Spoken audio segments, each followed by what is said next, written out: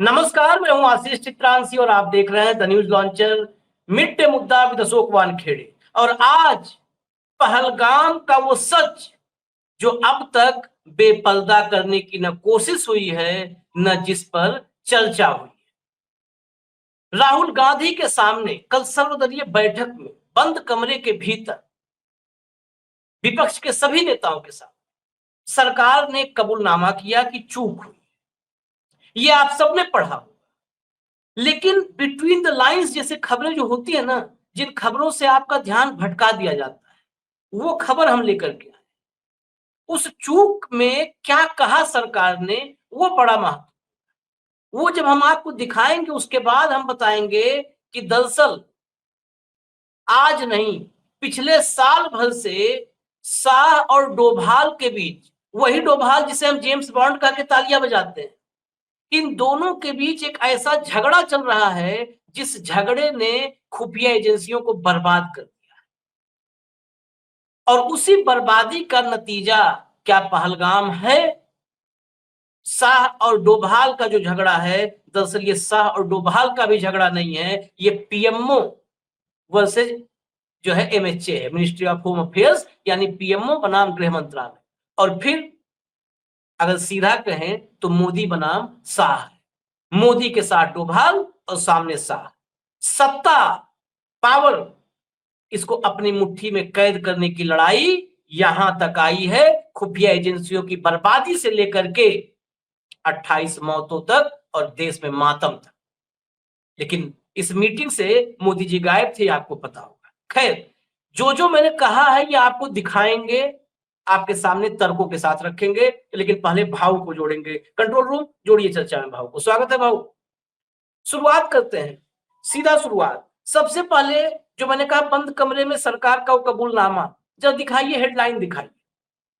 ये हेडलाइन देखिए आप, कंट्रोल रूम लाइए, फटाफट लाइए स्क्रीन पर। और मैं नीचे टेक्स्ट भी पढ़ूंगा। देखिए पहले हेडलाइन देखिए, आज तक पहलगाम हमले में सरकार ने मानी सुरक्षा चूक, सर्वदलीय बैठक में विपक्ष ने उठाए ये सवाल। अब देखिए, जो मैं उस बीच का जो स्क्रीनशॉट हमने लिया है वो मैं आपको बताता हूं। बैठक में इस क्रूर आतंकी हमले की सर्वसम्मति से निंदा की गई। विपक्षी दलों ने कहा कि हम सरकार द्वारा उठाए जाने वाले हर कदम का समर्थन करेंगे। ऑल पार्टी मीटिंग में विपक्षी दलों ने कड़े सवाल उठाए और कहा कि इंटेलिजेंस एजेंसियां कहां थी। आप लाइनों को अगर हो सके तो प्रोग्राम देखते समय नोट करते रहें, ताकि बाद में हमारी बात तर्क और खबरों से मैच कर सके। पहली लाइन ये, इंटेलिजेंस एजेंसियां कहां थी। सवाल इंटेलिजेंस एजेंसियों पर है, कहां थी। सीआरपीएफ और सुरक्षा बल कहां थे। इंटेलिजेंस एजेंसियों की इनपुट पर सीआरपीएफ और सुरक्षा बल मूव करते, ये कहां थे। ज्यादातर राजनीतिक दलों ने इंटेलिजेंस चूक और वहां पर प्रॉपर सुरक्षा डिप्लॉयमेंट न होने की बात उठाई। राहुल गांधी ने भी पूछा कि ऊपर जहां घटना हुई वहां सुरक्षाकर्मी क्यों नहीं थे। अब क्लियर हो गया। अब देखिए सरकार का क्या कहना था बैठक में। इस पर सरकार का कहना था कि आम तौर पर इस रूट को जून के महीने में खोला जाता है। जून के महीने जब अमरनाथ यात्रा शुरू होती है, ये हम भी बता रहे हैं 3 जुलाई से शुरू होगी, उसके महीने सवा महीने पहले से वहां शुरू हो जाता है सब कुछ, जो है खुफिया जानकारी से लेकर डिप्लॉयमेंट। जब अमरनाथ यात्रा शुरू होती है, क्योंकि अमरनाथ यात्रा के यात्री इस जगह पर रेस्ट करते हैं।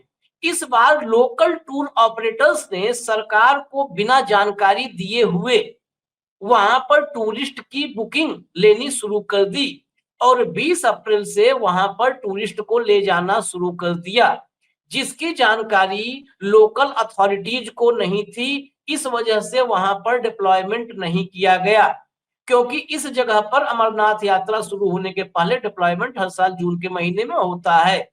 अब यहीं पर सवाल है, इसको हटा दीजिए, यहीं पर बड़ा सवाल है कि होटल ऑपरेटर्स और टूर ऑपरेटर्स, इनके भरोसे देश चल रहा है, तो फिर ये मोदी शाह, ये डंकापति लंकापति की हम चर्चा क्यों करें?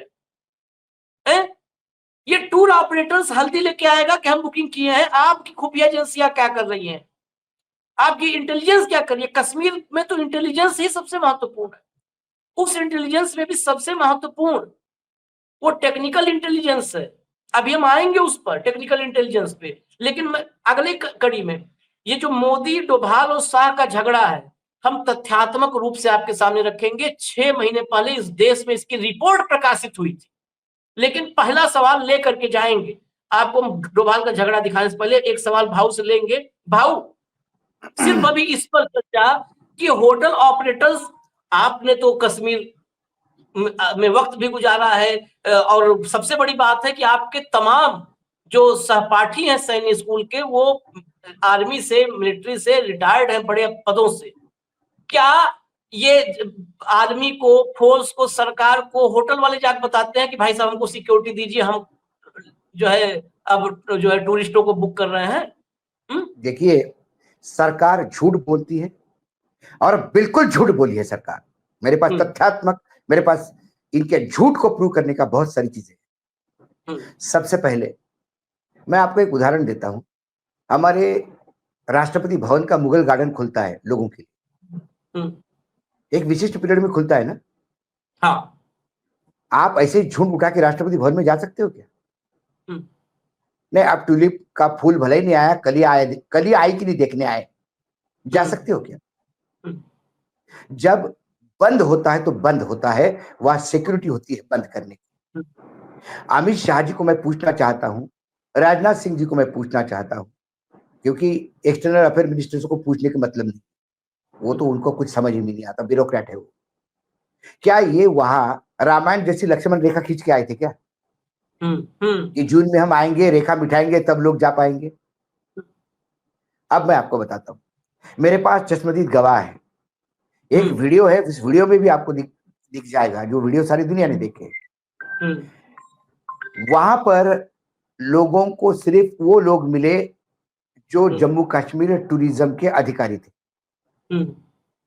जम्मू कश्मीर टूरिज्म के अधिकारी ये पूछ रहे थे कि आपका कोई एक्स्ट्रा किराया तो नहीं ले लिया, आपने कोई ये तो नहीं कर लिया। वहां पहलगाम डेवलपमेंट अथॉरिटी है जिसका सीओ सीधा मिनिस्ट्री ऑफ टूरिज्म को रिपोर्ट करता है, जेके की। ठीक है, वहां डीएम है, ये डीएम का काम है। वहां एसपी है, जो एरिया अवांछित है और जम्मू कश्मीर टारगेट पे है, बॉर्डरिंग स्टेट है। बॉर्डरिंग स्टेट में यूं ही सैलानी उठ के घूमने चले जाए तो ये शर्मनाक है। आप क्यों बड़े बड़े विज्ञापन देते हैं? क्या पहलगाम का विज्ञापन नहीं है अखबारों में कि पहलगाम में आइए? जब पहलगाम बैंड ही है तो लाते क्यों हो आप? तीसरी बात, पहलगाम में घुसने के पहले एक टोल लगता है। जहां भी बड़ा टूरिस्ट प्लेस होता है वहां टूरिस्ट का टैक्स देना पड़ता है। वो एक ऐसे बदमाश के पास है जो पुलिस से मिलके सरकारी गाड़ियों से भी पैसा वसूलता है। क्या उसके पास आने वाले टोल का कोई हिसाब नहीं था? क्या वहां से लोग जा रहे हजारों की तादाद में? At any given point of time वहां पे किसी भी समय 2000 से ज्यादा टूरिस्ट था, क्योंकि वो मिनी स्वर्ग है, वो मिनी स्विट्जरलैंड है। वहां लोग सोशल मीडिया पे पोस्ट कर रहे हैं अपने फोटोग्राफ्स। सोशल मीडिया पे फोटोग्राफ देख के भी सरकार के ऊपर समझ में नहीं आ रही। ये कुल मिला के ये जो इन्होंने कहा, इससे ज्यादा शर्मनाक बात नहीं हो सकती कि वो टूरिस्ट गए थे, हमको पता ही नहीं था भाई साहब ने, तो हम सुरक्षा दे देते। तो जब टूरिस्ट 2000 के तादाद में गए, आपको पता नहीं, तो वहां आतंकी तो अपना कैंप लगाएंगे, इनके बाप को नहीं पता पड़ेगा। बिल्कुल, आतंकी कैंप ही लगाएंगे वहां पे। ये बोलेंगे जुलाई में देखते हम। अब वो कैंप इतने दिनों से चल रहा था, हमको पता ही नहीं था, क्योंकि वो जुलाई में खोलते हम। बचकाना जवाब है। मूर्ख समझ रहे हैं 143 करोड़ लोगों को। क्या ये जब अकल बांट रही थी तो यही गए थे अकल लेने? हम छलनी गए थे? इतने लोग मरे हैं, जम्मू कश्मीर का टूरिज्म इंपैक्ट हुआ है। इनके घर का कोई मरा नहीं ना। इनके घर में कितने शहादत दी है? जो इनको मरने की तकलीफ हो, इनको तो जरा दर्द होता तो सरकारी पैसे पे एडमिट होते हॉस्पिटल में, हमारे टैक्स पेयर के पैसे से ही इलाज करवाते अपना। शर्म नहीं आती है बोलने के लिए कि हमको पता ही नहीं था, बिना परमिशन के टूरिस्ट ऑपरेटर कर रहे हैं वहां पे। टूरिस्ट ऑपरेटर पे लो एक्शन, जरा मैं बता दे क्या होता है। दूध का दूध, पानी का पानी हो जाएगा। जहां आपने बंदी कर दिया, वहां पैसा कैसा लिया जा रहा है टूरिस्टों से अंदर घुसने का पहलगाम में, सवाल वो है, इसका जवाब कौन देगा? नहीं भाऊ, इससे बड़ी बात है, मैं तो अब अगले स्टेप पे हम आ रहे हैं। नहीं बड़ी पहले बात इस पे तो बात करें। ये देश के हाँ, गृह मंत्री है, इनके हाँ, नाक के नीचे सब जम्मू कश्मीर में हो रहा है, इनको पता नहीं। हाँ, ये पूरा खेल, इसकी भी राजनीति है आशीष। हम्म, ये सब एलजी के ऊपर मामला ढोलना चाहते हैं। यदि किसी को शहादत दी, बहुत ज्यादा प्रेशर आए, तो एलजी की शहादत दो, क्योंकि सिन्हा साहब की पटरी आजकल गृह मंत्रालय से भी नहीं पट रही, क्योंकि सिन्हा साहब थोड़े से अभी भी उस लाइन के लोग हैं, पुराने बीजेपी वाले, जो ब्लंटली कोई काम करने के लिए मतलब मना करते हैं। तो अब वो गृह मंत्रालय की भी आंखों में खटक रहे हैं बहुत। ये पिछले 6 महीने से चल रहा है चिक चिक। तो क्या ये सिन्हा की शहादत का एक रास्ता तो नहीं ढूंढ रहे? क्या ये लोकल गवर्नमेंट पे तो नहीं बाल रहे? क्योंकि वहां सरकार बनने के बाद मंत्री बने हैं, थोड़ा पावर डिवीजन भी हुआ है। इन्होंने आज इतना बचकाना हरकत किया कि हमको तो वहां तो बंद था, हमको तो पता ही नहीं था टूरिस्ट गए। कल ये बोलेंगे बताओ इतने लोग राष्ट्रपति भवन में घुस गए, ट्यूलिप का गार्डन, वो मुगल गार्डन देखने, हमको तो पता ही नहीं था। हम तो भाई साहब अब थोड़ी खोलते, उसको तो फरवरी में खोलते हैं। इनको कुछ पता नहीं होता। इनको ये पता होता है आतंकी कैंप कहाँ हो गए, इनको ये पता होता है कि रशिया का युद्ध कैसा रोकना है, इनको ये पता होता है कि हमास में क्या हो रहा है, इनको ये पता होता है कि इजराइल में क्या हो रहा है, इनको ये पता होता है कि अडानी के खिलाफ हिंडनबर्ग की रिपोर्ट में कौन कौन सहमत है, इनको ये पता होता है। ये जो पैकेजेस खरीदा, किस लिए खरीदा पैकेजेस आपने? ये पैकेजेस काय के लिए खरीदा? अपने लोगों पे और पत्रकारों पे विजिलेंस करने के लिए? इतना सारा खर्चा किया टैक्स पेयर्स का पैसा पैकेजेस पे, वो क्यों नहीं वहां से निकला? मूर्ख समझते देश को ये। हमको पता नहीं था, तो आपको क्या पता है? आपको ये पता है कि कब वहां पे बांग्लादेशी उत्पात कर रहे हैं? आपको ये पता है कि ममता वहां हिंदुओं को मार रही है? आपको ये पता पड़ जाता है? आपको ये पता पड़ता है कि उद्धव ठाकरे ने 2 साधुओं को मरवाया?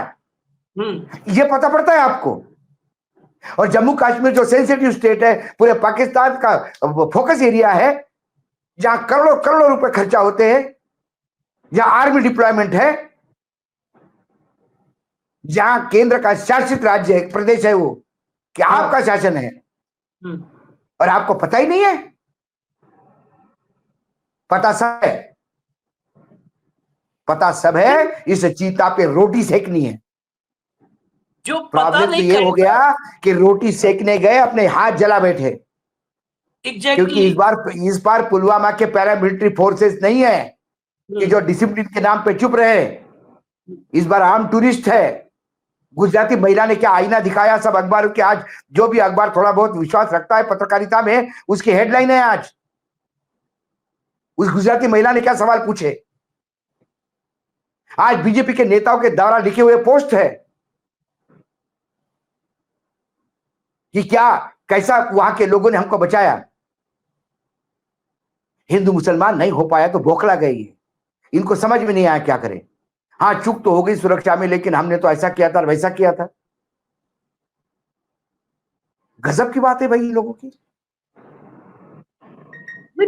ये देश चलाएंगे, ये देश चलाएंगे, ये हमको बताएंगे कि देश का विकास करेंगे, बताएंगे हमको कि हम 21वीं सदी में कैसा देश को लेके जाएंगे। नहीं, एक सबसे महत्वपूर्ण ना, वो तो 21वीं सदी क्या, वो तो पीडीसी दे दिया है, पोस्ट डेटेड चेक है 2047 का। मैं लोगों को, मैं टूरिस्टों को खड़ा कर सकता हूं कैमरे के सामने ये बताने के लिए कि वहां उनको टूरिज्म डेवलपमेंट के, टूरिज्म मिनिस्ट्री के लोग मिले। नहीं भाऊ, लेकिन पूरे रूट पे कोई फर्स्ट एड की जरूरत नहीं है। एक पुलिस वाला नहीं, एक सिपाही नहीं है। एक लाइन आपकी वही पर्याप्त है, ये कहने कुछ भी जरूरत नहीं है कि किसको कौन मिला। अगर आपको 2000 टूरिस्टों का जमावड़ा नहीं पता है, तो वहां पर 200 आतंकी कैंप बना करके और वहां पर जो है अंगीठी और चूल्हा लगा करके खाना पकाएंगे। खाएंगे। जब 2000 का जमावड़ा आपको नहीं पता है, आपकी इंटेलिजेंस को नहीं पता है, तो फिर 200 आतंकी तो आराम से एक एक जगह कैंप लगाएंगे और आप जो है कह दोगे कि नहीं भाई अभी नहीं, जून में हम पता करते आतंकी आए कि नहीं आए। मैं ये हुआ क्यों, असल में उस पड़ताल पे हमें चलना है। जरा दिखाइए, वायर की रिपोर्ट दिखाइए, ये आप ऊपर चलाइए इसको, इसमें तारीख भी दी है, 2 नवंबर की तारीख, शायद आपने कट किया, 2 नवंबर की तारीख है, तो दोबारा भी हो तो उसको लगा के दिखा दीजिएगा ताकि दर्शकों को सनद रहे। तारीख 2 नवंबर इसके नीचे लिखा है, 2 नवंबर मीतू जैन की रिपोर्ट है। ये जरूरी है आना की जो है ये रिपोर्ट। अब आप दिखाइए इसका इंग्लिश में जो आगे आगे लिखा हुआ वो भी दिखाइए। भाऊ इस खुलासे का खोलिए जरा, ये पहले ये, और फिर अभी हम दैनिक भास्कर की रिपोर्ट दिखाते हैं, ये आपके सामने है। A quiet battle is brewing between the North Bloc and South Bloc, between the Union Home Ministry and the Prime Minister's office. The round one has ended in a tie. The tug of war is over the appointment of new chief of National Technical Research Organization, helmed at the moment by Arun Sinha, a Kerala cadre Indian Police Service officer. एक minute, यही रोकी। एक संस्था है, एक organisation है, national technical research organisation. इसके मुखिया जो है अरुण सिन्हा, एक केरल कैडर के आईपीएस ऑफिसर है। इनका कार्यकाल समाप्त हो चुका है और इसके लिए नया अपॉइंटमेंट करना चाहता है पीएमओ। और उसके आगे क्या हो रहा है, आगे बढ़ाइए इसको, आगे बढ़ाओ इसको जरा। Sinha, who is on a 6-month extension, was to retire in October 31st, has got another lease of 2 months up to December 31st. NTRO, India's Technical Intelligence Wing, report to National Security Council headed by the National Security Advisor Ajit Doval in the PMO. But the Home Ministry headed by Amit Shah has been trying to get a foot into NSS door. आगे बढ़ाओ, ये सब मैं explain करूंगा हिंदी में। सिन्हा साहब को 6 महीने पहले रिटायर हो गए, उनको फिर दिसंबर 31 तक एक्सटेंशन इसलिए मिला क्योंकि ये जो टेक्निकल, ये जो ऑर्गेनाइजेशन है, ये इंटेलिजेंस यूनिट का एक इंटीग्रेटेड पार्ट है जो नेशनल सिक्योरिटी एडवाइजर डोवाल के अंडर काम करती है। अब क्या हुआ, डोवाल साहब ने 2 पुलिस अधिकारियों का नाम दिया कि इनमें से एक अधिकारी हमको इस ऑर्गेनाइजेशन को हेड करने के लिए आप रिलीज कर दीजिए। और गृह मंत्रालय ने प्राइम मिनिस्टर ऑफिस को लिखा कि ये दोनों अधिकारियों को हम रिलीज नहीं कर सकते क्योंकि हमको उसकी जरूरत है। ये पहली बार हुआ कि प्राइम मिनिस्टर, देश आजाद होने से लेकर आज तक ये पहली बार हुआ कि प्राइम मिनिस्टर के ऑफिस से कोई चीज मांगी गई और उसके अधीन जो मंत्रालय काम करते हैं, सारे मंत्रालय प्राइम मिनिस्टर के अधीन काम करते हैं, वो सब प्राइम मिनिस्टर को रिपोर्ट करते हैं। उस मंत्रालय ने, गृह मंत्रालय ने मना किया अधिकारी देने को क्योंकि वो गृह मंत्री अमित शाह है जो अब नरेंद्र मोदी जी के ऊपर भी अपने आप को पाते हैं। ये वस्तु स्थिति है। और उसके बाद वो 2 ऑफिसर भी जब फाइल वापस आ गई, उसके बाद इन्होंने थक हार के बोला कि आप किन अधिकारी को देना चाहते हैं। जो अधिकारियों के नाम अमित शाह जी ने भेजे उसको डोवाल जी ने मना कर दिया और मामला पेंडिंग है। जो आदमी, जो ऑर्गेनाइजेशन देश के इंटेलिजेंस के टेक्निकलिटी को देखती है, उस ऑर्गेनाइजेशन के मुखिया का टक ऑफ वॉर, क्योंकि उस पे आपका आदमी फंसा के आपको कंट्रोल लेना है। ये है झगड़ा। फाइल वापस की, ये रिकॉर्ड पे है। नाम मांगे तो उन्होंने फाइल वापस की, ये रिकॉर्ड पे है। ये आपसी ईगो, आपसी स्वार्थ, आपसी सत्ता का कब्जा, ये व्यक्तिगत जो अभिलाषा है, इसको इसके नीचे देश की सुरक्षा रगड़ रही है। आज यदि 26, 27, 28 लोग मारे गए, उसका कारण यह भी है। हम बोलते हैं ना इंटेलिजेंस या इंटेलिजेंस के यह हाल हो, या गृह मंत्री डोवाल के सारे अधिकार लेना चाहते हो और डोवाल साहब अपने अधिकार अपने दबा के बैठे हो, तो फिर पाकिस्तान के लिए तो खुला खेल है। उसके लिए तो आपने पूरा ग्राउंड दे दिया, आओ दरवाजा खुला है, ताला भी नहीं है, चिटकनी भी नहीं है और अंदर रेड कारपेट बिछा के रखा है। ये सारे झगड़े हैं, ये है ओरिजिनल अंदर की story.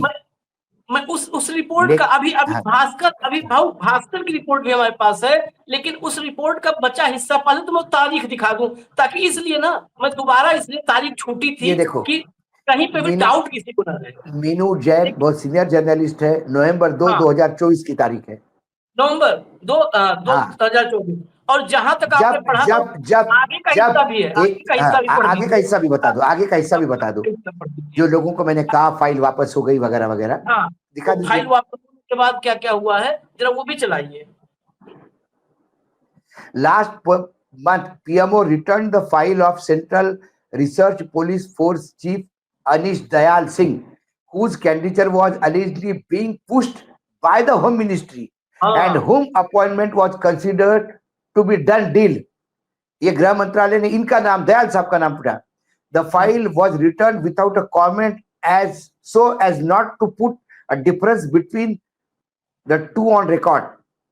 The new name will have to be considered a fresh, source said. आगे और देखा, this was round 2. What was round first? Round 1 began in September last year, September 2024. When two names, when two names were recommended by Dowal NSC, Dowal साहब ने भेजे, Manoj Yadav, chief of railway protection force, and Rashmi Ranjan swan, who was then special director general CID Jammu and Kashmir. देखो, ये नाम इसलिए भेजे थे कि ये लोग विजिलेंस में हैं। आगे पढ़िए, बढ़ाइए आगे। इसका और पार्ट है, आगे sources said that the Home Ministry refused to relieve Yadav on the ground that the officer was indispensable.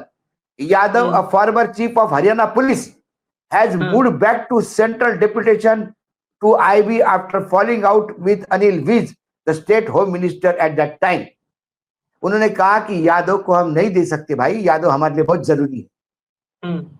बताइए, एक बार मुझे याद है जब अलग अलग मंत्रालय में कोऑर्डिनेशन नहीं था और नरेंद्र मोदी मुख्यमंत्री थे गुजरात के, तो किसी कॉन्क्लेव में आते थे दिल्ली के किसी चैनल के, और वहां बोल रहे थे पॉलिसी पैरालिसिस है भाई सेंटर में, एक मंत्रालय का दूसरे मंत्रालय को पता नहीं, एक मंत्रालय तीसरे मंत्रालय के खिलाफ कोर्ट में जाता है, एक मंत्री दूसरे मंत्री को बुलाना देता है। कैसा देश चल रहा है मोदी जी? हम आईना दिखाना चाहते हैं आपको, कैसा देश चला रहे हो।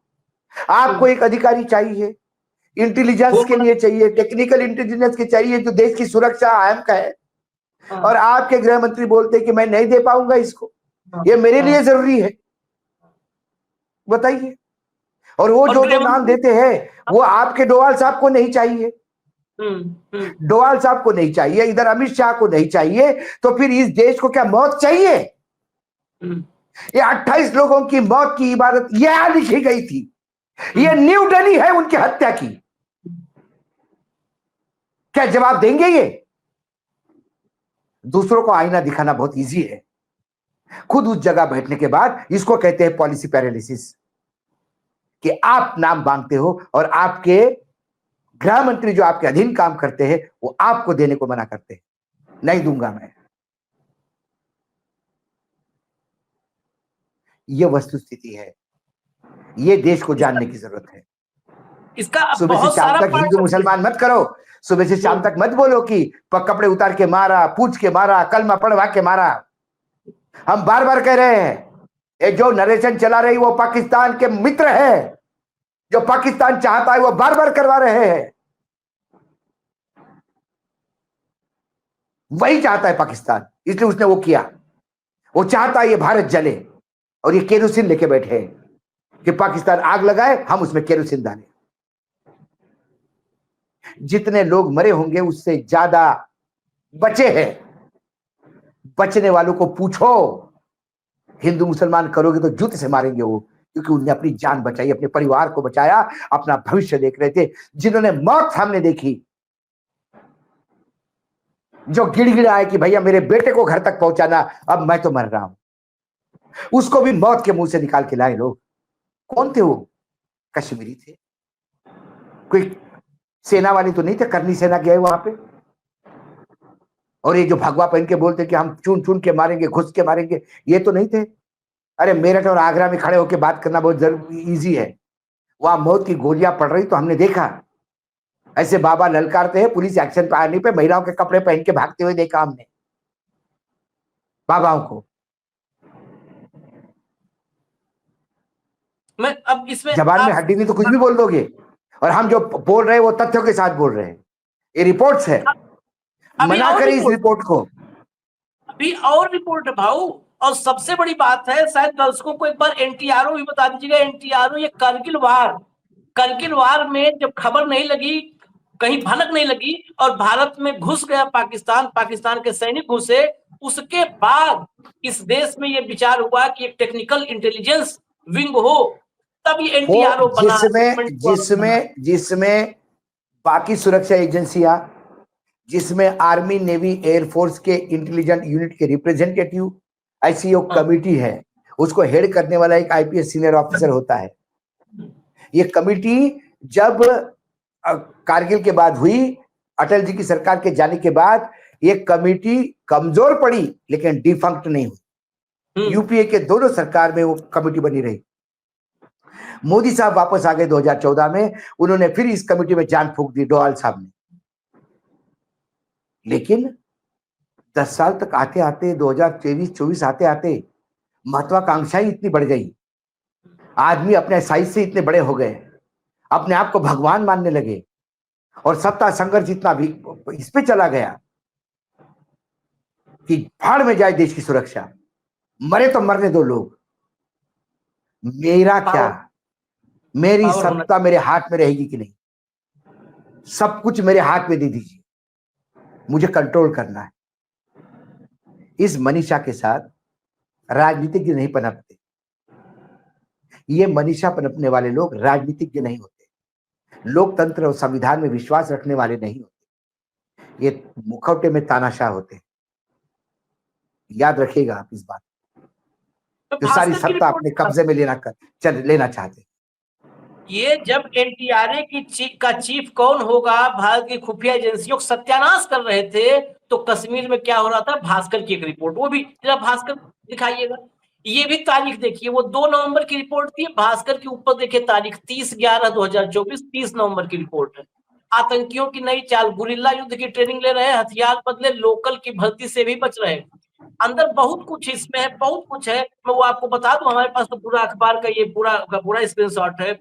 200 आतंकियों की उपस्थिति करीब करीब बताई इसमें। यहां तक कि इसके भीतर जो सबसे हाईलाइट करने वाला पोर्शन है, वो भी इंटेलिजेंस से जुड़ा हुआ है कि कश्मीर में कैसे खुफिया एजेंसियां एक दूसरे को निपटा रही है। जैसे दिल्ली में शाह, डोभाल, मोदी एक दूसरे को निपटाने में लगे हैं, तो जब कहते हैं ना कि ऊपर से नीचे आती है छन छन की चीजें, जब यहीं पर मालिक ही जो हमारा बॉस है, बॉस निपटाने में एक दूसरे को लगा, तो नीचे एक दूसरे को निपटाने में लगे थे। नीचे कैसे एजेंसियां निपटाने में लगी थी, भाऊ के पास चलते हैं। भाऊ, ये रिपोर्ट उसी से जुड़ता हुआ क्या, उसमें होता क्या है आशीष, कोई भी इंटेलिजेंस यूनिट हो, चाहे आर्मी हो, चाहे रॉ हो, चाहे ईडी हो, चाहे सीबीआई हो, हर एक के अपने इंटेलिजेंस एक यूनिट होता है, पुलिस का इंटेलिजेंस यूनिट होता है, हर एक के मुखबिर होते हैं। हाँ। मुखबिर जो है वही आत्मा होती है इंटेलिजेंस की। आपके पास जितने अच्छे मुखबिर, उतने अच्छे आपको परेशानी। मैं आपको उदाहरण के तौर पे बताता हूं, मुंबई में यदि आपका पर्स चोरी हो जाए, पॉकेटमारी हो जाए ट्रेन में, और यदि आप पुलिस इंटेलिजेंस में किसी अधिकारी को जानते हैं, आप कुछ मत करिए, उस अधिकारी को फोन करिए, इतने बजे लोकल ट्रेन से मैं यहां उतरा और मेरा पर्स गया। 2 घंटे बाद आपको फोन आएगा, कहां हैं आप एक काम करिए, उस थाने में चले जाइए, एक थाने का नाम है, वहां जाएगा, एक लड़का बैठा रहेगा, वो पुलिस वाला बोलेगा हाँ साहब का फोन आया था, बैठिए साहब, चाय पियेंगे, चाय वाय पिलाएगा, उस लड़के को बुलाएगा, पर्स दे, वो लड़का बोलेगा ये आपका पर्स है साहब, ये पर्स ले, इसने मारा था, गरीब है बेचारा, 100 रुपए दे दीजिए इसको, मेहनत की थी इसने, और आप निकल आएंगे। क्योंकि उनकी मुखबिरों का नेटवर्क है, 2 मिनट के अंदर वो पता पड़ते हैं कि उस लाइन पे कौन कौन किसका ग्रुप एक्टिव है, उस ग्रुप के हेड को बताते हैं कि अरे भाई वहां पे एक पर्स चोरी हो गया, देखो पर्स में एक कार्ड होगा विजिटिंग, तुम्हारे वो लड़कों ने उठाया, हमको चाहिए वापस, बॉस ने बोला। ये है मुखबिरों का नेटवर्क। ये मुखबिर उन्होंने क्या किया, जम्मू कश्मीर पुलिस के मुखबिरों को दूसरी एजेंसियों ने उठाया, उनके मुखबिरों को जम्मू कश्मीर के पुलिस ने उठाया, एक दूसरे के मुखबिरों को निपटाया ताकि एक दूसरे का इंटेलिजेंस कमजोर हो जाए। उस चक्कर में सारे मुखबिर भाग गए, ये मुंह पे गिर गए। ये अखबार में छपी हुई रिपोर्ट है भाई, और भास्कर जैसे प्रतिष्ठित अखबार में छपी हुई। मैं तो कई बार भास्कर वालों को, मुझे दया भी आती विचारों पे, ईडी इनकम टैक्स सबकी रेड हो गई भास्कर पे, उसके बाद भी आए बगाए वो देने में डरते नहीं है, और लगातार कहीं ना कहीं पत्रकारिता का नियम मुझे आज भी, ये देखिए आज ये देखिए पहले पन्ने पे पढ़िए आशीष जी, आप पढ़ सकते हैं तो। हाँ, क्या टैक्स देने वाले की जिंदगी जिंदगी नहीं, ये गुजरात वाला जिसपे एक लाइन ही प्रधानमंत्री को मुंह दिखाने लायक नहीं छोड़ता, मुंह दिखाने लायक नहीं है। ये पेज 1 पे बैनर बनाने की औकात रखने वाले कितने अखबार, कितने मेरे पास इतने सारे ढेर सारे अखबार होते हैं मेरे पास। देखिए इस अखबारों में कितने लोगों ने इसको रिपोर्टिंग करने की अहमियत दिखाई, हमने कल शो किया इस पे अलग से। हाँ, तो ये अखबारों की रिपोर्ट्स है। मुखबिर एक दूसरे के मुखबिर खत्म कर दोगे तो करोगे क्या आप? आपके पास, आप अपने हाथ पैर काट रहे हो दिल्ली में, जबकि पाकिस्तान तैयारी के साथ लगातार एग्रेशन कर रहा है। आपने कहा था सर्जिकल स्ट्राइक के बाद कुछ नहीं होगा, आपने कहा लाल लाठी दिखाने के बाद कुछ नहीं होगा, नोटबंदी के बाद कुछ नहीं होगा, 370 के बाद कुछ नहीं होगा, 35A के बाद कुछ नहीं होगा, एयर स्ट्राइक करने के बाद कुछ नहीं होगा। अरे हो ही रहा है, अब तो इतने अंदर आग तक करने जा रहे हैं, मारने लगे। आपके लिए यह अहमियत है कि उसने हिंदू पूछ के मारा, आपके लिए पाकिस्तानियों ने कैसा मारा, ये जरा भी आत्मसम्मान आपका झिझोकता नहीं नेताओं का? फिर भी उस जगह पे बैठ के बोलते हमारी चूक हो गई, शर्म आनी चाहिए इनको।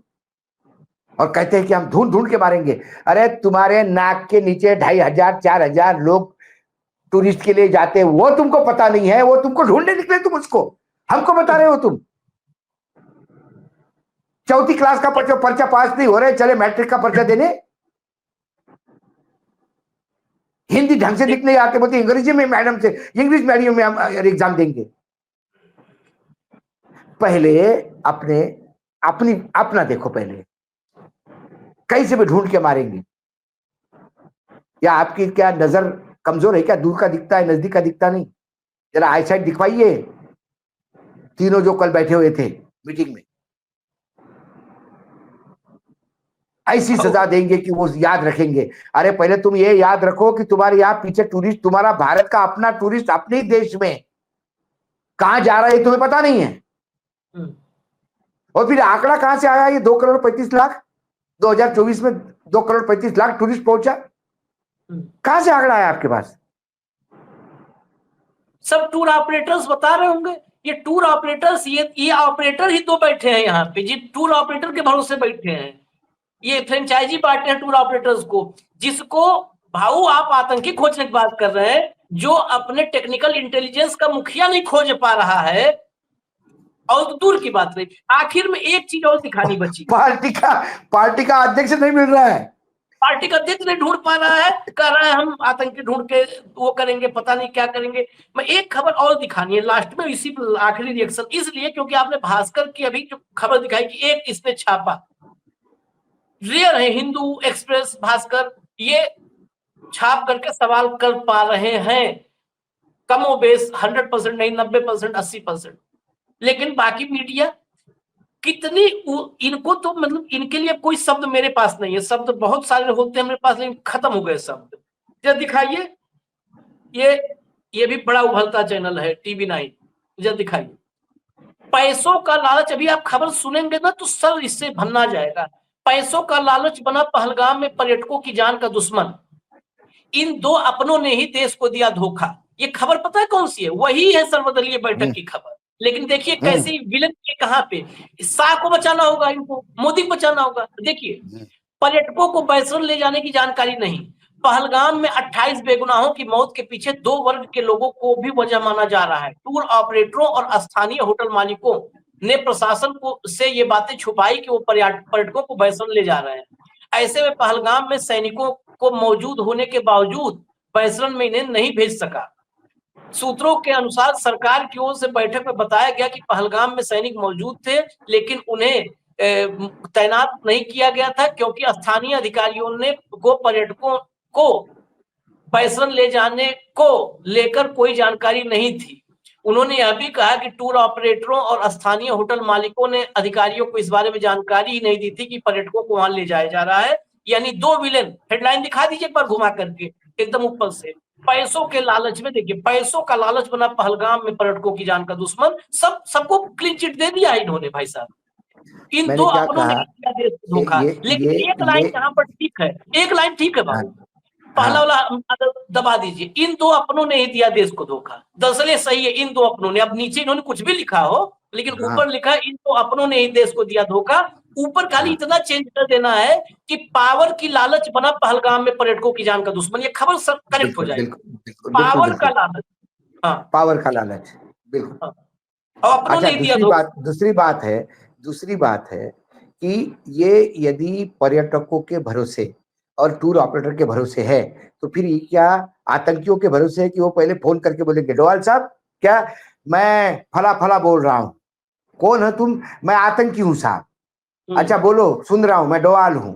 तो भाई साहब मैं आ रहा हूं, 10-20 को मार के जाऊंगा, ठीक है? अच्छा कैसे आओगे? हम तुमको आने नहीं देंगे। अब इस बार डोवाल साहब बोले यार उन्होंने फोन ही नहीं किया आने के पहले, बताओ। हाँ, मूर्ख सर आके मार के चले गए। कर ये भी बोलेंगे डोवाल साहब तो आश्चर्य नहीं होगा, क्योंकि हजारों के तादाद में टूर जा रहे भाई, हजारों के तादाद में ही है। जब वहां फायरिंग हुई तो 2000 का मॉब था वहां पे। उसके पहले मैंने खुद कहा, मेरी भतीजी दीपाली वहां गई, वो मुझे खुद कह रही थी कि 2000 से ज्यादा लोग थे जिस दिन मैं गई।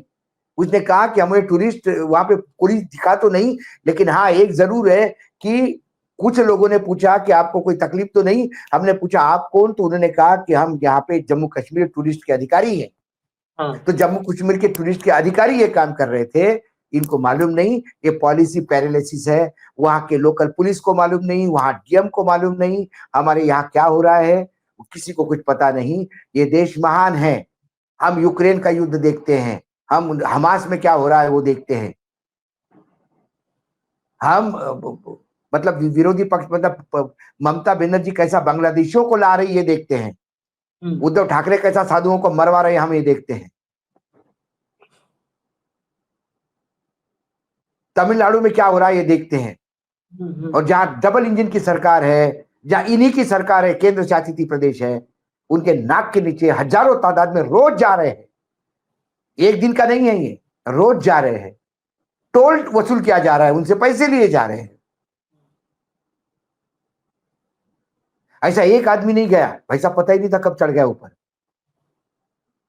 और किसी को पता नहीं। ऐसे ना करे ना, ऐसे ना लायक, जो लायक नहीं उनके लिए बोल रहा हूं मैं, नालायक के शब्द है। इनको सत्ता में रहने का कोई अधिकार नहीं, लेकिन निर्लज्जता का अमृतकाल चल रहा है। लज्जा है कि आती नहीं, शर्म है कि आती नहीं। बिल्कुल शर्म तो आएगी नहीं। बांग्लादेश के कितने घुसपैठी हैं भाई साहब मुंबई में, जिनका वीडियो आया था, बता रहे थे कि मुंबई में बांग्लादेशी घुसपैठी बढ़ गए, कुछ दिन में हिंदू अल्पसंख्यक हो जाएंगे। आप उनको अच्छे से जानते भी। बड़े दिन बाद आए थे, जब से उनका वीडियो आया था उसके बड़े दिन बाद अवतरित हुए, तो कहे कि जो है हाँ, व्यक्तिगत उनका जो शर्मनाक नग्न वाला वीडियो आया था, चलो ठीक है, वे व्यक्तिगत जिंदगी है, हम उसमें नहीं जाते। लेकिन तो वो नहीं बीच तो में फिर से बांग्ला, वो मुंबई में गिन नहीं मुझे लिए। तो लगता है, नहीं मैं तो ये कहता हूँ प्रधानमंत्री जी को रिक्वेस्ट है कि ऐसे कुछ लोग हैं जिनको बहुत सारी जानकारी है। एक तो हमारे टीवी चावल के एंकर नहीं आए, उनको बहुत जानकारी है, उनको वहाँ स्पेशल डेपुटेशन करवाए, और फिर ये हमारे किरीट सोमैया जी को वहां भेज दे जम्मू कश्मीर कुछ दिनों के लिए, तो वो एक एक चीज बता दे। इधर से 4 लोग आ रहे, उधर से 5 लोग आ रहे, इधर से 1 लोग आ रहे।